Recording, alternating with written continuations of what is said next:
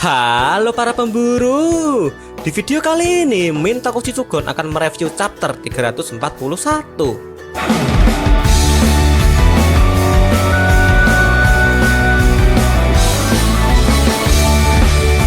Sebelum membahas chapter 341, Mimin akan sedikit menjelaskan beberapa poin penting chapter 340 sebelumnya. Poin yang pertama, Kekaisaran Kakin dengan dibantu oleh anak ketua Netero, yaitu Bion Netero, mereka semua berniat untuk menjelajahi Dark Continent. Lalu untuk poin yang kedua, melihat tingkah laku Kakin serta Bion Netero, kelompok zodiak ditugasi oleh V5, yaitu Syarikat 5 negara besar, di mana zodiak harus memburu Bion Netero. Mendiang ketua Netero ternyata meninggalkan 2 CD kepada para zodiak, di mana CD yang pertama telah diputar ketika Hanta-Hanta memasuki ak pemilihan ketua. Lalu untuk CD yang kedua ini isiannya masih misterius. Untuk poin yang keempat, zodiak harus kehilangan 2 personilnya, yaitu Jing dan Pariston, di mana kedua orang tersebut memilih resign dari zodiak. Untuk Pariston sendiri, dirinya kemudian diketahui kalau Pariston bergabung dengan paguyuban Bion. Sedangkan untuk Jinfrix, nasib dari Bang Toyib tersebut belum diperlihatkan. Setelah beberapa poin penting chapter 340 tersebut, sekarang kita akan membahas chapter 341. Chapter 341 berjudul tentang ancaman. Chapter diawali dengan penamakan 2 orang baru. Satu orang adalah wakil sekretaris Badan Perizinan Internasional yang baru, di mana nama orang tersebut adalah Steiner. Lalu satu orang lagi adalah Direktur Badan Perizinan Internasional. Karena belum diungkapkan namanya, kita sebut saja dirinya adalah Aceng. Berlatar di bangunan milik Badan Perizinan Internasional, Bapak Aceng kemudian menjelaskan kepada orang baru perihal tugas dari Badan Perizinan Internasional sambil keduanya jalan-jalan. Tugas dari badan ini adalah memastikan penjelajahan dunia aman terkendali.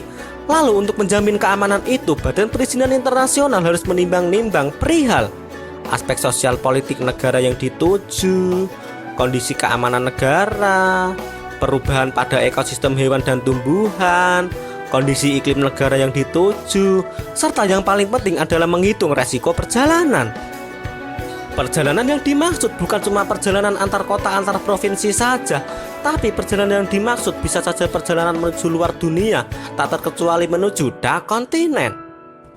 Pada chapter 340 sebelumnya, ketika Kakin menyampaikan akan pergi menuju Dark Continent serta mereka mengundang beberapa orang untuk ikut serta, Badan Perizinan Internasional kemudian memiliki tugas ekstra, di mana selain menghitung perihal resiko perjalanan seperti yang Mimin jelaskan sebelumnya, badan ini juga harus memeriksa latar belakang dari orang-orang undangan Kakin. Selain menyinggung Kakin perihal membawa banyak orang guna menuju Dark Continent, Badan Perizinan Internasional yang dalam hal ini diwakili oleh Aceng juga menyinggung tujuan Kakin perihal mengunjungi benua gelap. Tujuan Kakin bukan untuk jalan-jalan KKL semata, melainkan Kakin menganggap itu sebagai bisnis, di mana Kakin menginginkan sumber daya Dark Continent. Kakin bertindak ke sana ke sini sesuka hati karena Kakin tidak termasuk Syarikat 5 negara besar. Mengingat Kakin telah keluar dari perjanjian internasional seiring dengan berubahnya bentuk pemerintahan negara Kakin. Aceng kemudian menjelaskan kalau penjaga gerbang menuju Dark Continent, penjaga tersebut tidak menyukai orang-orang yang tidak memiliki tata krama. Melihat tindakan Kakin yang seperti itu, Steiner kemudian berharap kalau rapat dengan pihak Kakin pada bulan depan dapat berjalan dengan lancar. Jika rapat pada bulan depan tidak berjalan lancar, maka selanjutnya akan lebih sulit lagi guna mengendalikan Kakin. Seandainya Kakin sudah benar-benar sulit dikendalikan, maka tidak ada pilihan lain selain menggunakan kotak Pandora. Kotak Pandora yang dimaksud adalah sebuah kiasan. Kiasan loh ya, kiasan. Untuk kotak Pandora asli sendiri meskipun namanya kotak, tapi sebenarnya itu bukan kotak, melainkan sebuah guci. Guci tersebut harusnya tidak boleh dibuka sampai kapanpun. Namun suatu ketika karena penasaran, guci tersebut akhirnya dibuka. Isian dari guci tersebut adalah berbagai macam bencana dengan tingkat yang mengerikan. Dari sekian banyak bencana dengan berbagai keburukannya, ternyata ada satu nilai positifnya, yaitu sebuah harapan. Jika seseorang terkena bencana, maka satu-satunya yang bisa menenangkan orang tersebut adalah sebuah harapan. Nah, begitulah kira-kira cerita singkat mengenai kotak Pandora. Setelah beberapa omongan ngalor ngidul antara Aceng dengan Steiner, kedua pihak tersebut akhirnya sampai pada ruangan bawah tanah dari Badan Perizinan Internasional. Steiner yang statusnya adalah orang baru, Steiner sangat kaget ketika melihat isian ruangan tersebut. Bagaimana tidak kaget, dalam ruangan itu terdapat berbagai macam penampakan makhluk aneh, di mana makhluk-makhluk aneh tersebut diantaranya adalah ada makhluk tanpa kepala dengan isi perutnya yang keluar, ada makhluk keriput dengan jambul khatulistiwanya, ada makhluk di mana bentuknya menyerupai perasan handuk, serta masih banyak penampakan makhluk lainnya. Melihat Steiner yang terus-terusan terkaget-kaget, Aceng kemudian menjelaskan kepada orang baru itu kalau dulunya makhluk aneh tersebut adalah seorang manusia. Pada zaman dahulu, entah dari mana asalnya, V5 menemukan sebuah buku dengan judul Journey to the New World. Buku tersebut dikatakan sebagai buku aneh karangan orang gila. Bagaimana tidak aneh, isian buku tersebut hanyalah berisi hal-hal absurd, di mana itu bisa membuat orang lain tertawa ngakak jika membaca buku tersebut. Karena saking anehnya, buku tersebut dulunya ditaruh pada rak bagian fiksi. Tapi semakin tahun, buku gila tersebut kemudian diyakini sebagai buku fakta. Mengingat isian buku tersebut kemudian terungkap sedikit demi sedikit. Sebagai gambarannya, Aceng kemudian menjelaskan perihal makhluk aneh dengan penampakan menyerupai perasan handuk. Dalam buku gila sebelumnya, penampakan makhluk handuk tersebut sempat diungkapkan. Ketika manusia menginjakan kakinya di dak kontinen pertama kali, manusia itu kemudian meninggal dengan cara seperti handuk tersebut. Namun Badan Perizinan kemudian kaget mengingat semua korban mayat dalam ruangan ini berasal dari dunia manusia. Setelah intro perihal penjelasan buku gila itu, Aceng kemudian menyerahkan salinan buku gila itu kepada Steiner, di mana Steiner harus mempelajari isian buku tersebut halaman demi halaman. Lalu seminggu kemudian Steiner harus memberikan laporan perihal identifikasi resiko perjalanan menuju dak kontinen. Ketika Steiner hendak keluar ruangan mengingat BCT-nya dengan Aceng sudah selesai, Steiner kemudian dikejutkan oleh penampakan makhluk lainnya. Makhluk ini berbeda dengan makhluk-makhluk sebelumnya mengingat makhluk ini masih hidup. Rupa-rupanya makhluk ini telah menjadi seperti itu selama 50 tahun. Bahkan lebih hebatnya lagi, makhluk tersebut tidak makan sekaligus tidak minum. Serta lebih ultimate-nya lagi, makhluk tersebut tidak bisa mati. Adegan kemudian berganti di mana pada chapter 340 sebelumnya Zodiac sedang bersiap-siap guna menonton CD warisan ketua Netero.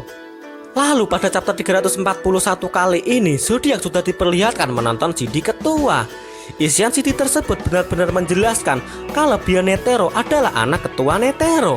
Ketua kemudian juga memberikan sedikit gambaran mengenai dak kontinen, di mana ketua Netero juga pernah berkunjung menuju dak kontinen sebanyak 2 kali. Ketua mengunjungi dak kontinen karena dirinya mencari lawan yang sepadan dalam urusan baku hantam. Alasan ketua bisa dibilang cukup masuk akal mengingat dalam dunia yang dikenal tidak ada seorang pun yang bisa menandingi ketua. Namun begitu sampai di tanah dak kontinen, ketua akhirnya menyadari sesuatu, di mana dalam dunia dak kontinen tidak ada menang atau kalah, melainkan cuma ada hidup atau mati guna menghadapi ganasnya alam. Sebagai penutup pembahasan ngalor ngidul Netero, ketua kemudian memberikan sebuah permintaan kepada Zodiac, di mana pihak asosiasi Hunter harus memimpin ekspedisi menuju dak kontinen. Lalu ekspedisi tersebut harus lebih sukses dari ekspedisi putra Netero, yaitu Bio Netero. Selain itu, Netero juga berharap pasca dari dak kontinen nanti, para Zodiac harus membawa sebuah harapan. Tak ulangi lagi ya, para Zodiac harus membawa sebuah harapan. Harapan. Wah, nyambung ya sama cerita kotak Pandora sebelumnya, di mana isian kotak Pandora adalah berbagai macam bencana. Lalu ada sisi positifnya, yaitu sebuah harapan. Bencana dalam hal ini yaitu malapetaka dak kontinen. Lalu untuk penggambaran sebuah harapan dak kontinen adalah sumber dayanya. Melihat permintaan ketua tersebut, pihak Zodiac kemudian heboh perihal menuju dak kontinen. Misa Hitam tampak seorang yang masih berpikir jernih, di mana Zodiac harus konsultasi dulu kepada V5 sebelum memutuskan pergi. Di saat para zodiak sedang heboh sana sini, kacang polong kemudian tampak sedang menerima panggilan telepon, di mana ekspresi kacang polong tampak menunjukkan ekspresi kaget. Kekagetan kacang polong akhirnya terjawab sudah, di mana orang yang harusnya diburu oleh pihak zodiak atas saran V5, yaitu harus memburu Bion Netero. Bion sendiri nampak mendatangi markas asosiasi Hunter secara sukarela. Anak Netero tersebut kemudian menyuruh zodiak agar memberitahu V5 kalau zodiak telah menangkap Bion. Apa-apaan woi, Bion menyerahkan diri? Mungkin punya rencana licik nih Bion. Adegan kemudian berganti lagi, di mana Steiner yang sebelumnya ditugasi untuk mempelajari buku gila Dark Continent, anak baru tersebut tampak sedang mempelajari buku gila itu sambil mengeluarkan keringat dingin. Dalam buku gila itu disebutkan kalau Dark Continent tempat impian banyak orang ternyata memiliki 5 malapetaka dahsyat. Malapetaka yang dimaksud diantaranya adalah senjata botanikal Brion, gas hidup Ai, ular berkepala 2 Hellbell, penyakit keabadian Sobae, serta yang terakhir ada malapetaka Papu, di mana Papu adalah binatang yang menjadikan manusia sebagai hewan peliharaannya. Untuk lebih jelasnya perihal 5 malapetaka Dark Continent, kalian bisa menonton video Mimin dengan judul sebagai berikut. Sekian penjelasan dari Mimin Toko Shizugon. Terima kasih.